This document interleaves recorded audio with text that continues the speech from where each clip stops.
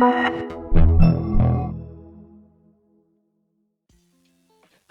welcome back. In here, I'm going to show you a way how to install plugins.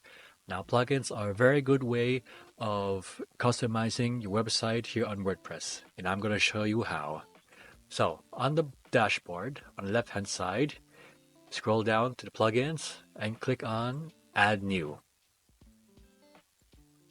Once you're here, in the search bar, type in the keywords for the plugin that you're looking for. So let's put here duplicate page.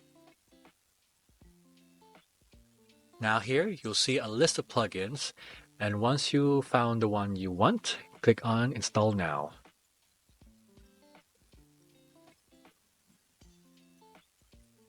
Now once it's installed, the Install Now button becomes deactivate.